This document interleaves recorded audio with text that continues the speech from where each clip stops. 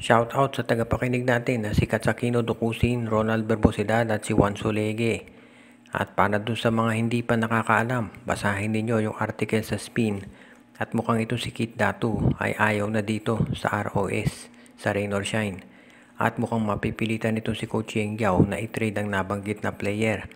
At sa tingin ko, ang isang posibilidad dyan ay magkaroon ng 3-team trade. Itong Rain or Shine, Hinebra at Converge. Ang pwedeng mangyari itong si Kit Datu mapupunta yan sa Barangay Hinebra. Samantala naman itong si Jeremiah Gray at Sydney Ombobere ay mapupunta sa Converge Fiber Xers. Plus sasamahan pa ng draft pick ng Hinebra. Ito naman Converge ang ipamimigay ay itong si Jeyo Ambohot at itong si Kevin Rakal. At sasamahan din nila ng iba pang players na pwedeng hingin nitong si Coach Yeng Giao. Siyempre maliban lamang dito kay Justin Arana. Kapag ganyan ay sitwasyon, alam naman natin, kung binasa ninyo yung article sa Spin, ito raw si Kit Datu. Kapag practice ay okay, pero pag magkakaroon na ng game, nagkakasakit. Sabi nga ng mga fans na nag-comment, ano pang ibig niya sabihin kung hindi ayaw niya dito sa Rain or Shine at gusto na dito sa SMC. Kung sakaling ganun nga, malamang sa Hinebra ang bagsakan yan para magkaroon na ng backup big man itong Hinebra para dito kay Japet.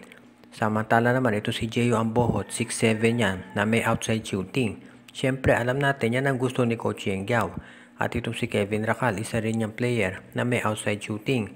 Samantala naman itong Converge Fiber Xers, kung makukuha nila si Omobere, meron na silang isang legitimate na wingman at isang power forward. And of course kapag healthy na itong si Jeremiah Gray, alam natin kung ano ang pwedeng ibigay niyan dito sa Fiber Xers.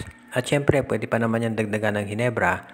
At ang Converge, pwede rin dagdagan yung ibibigay nila dito sa Rain or Shine para masatisfy naman si Coach Yeng sa ganitong trade.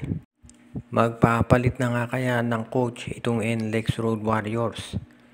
Ito ang tanong ng karamihan ngayon dahil dalawang sunod na yung talo nila.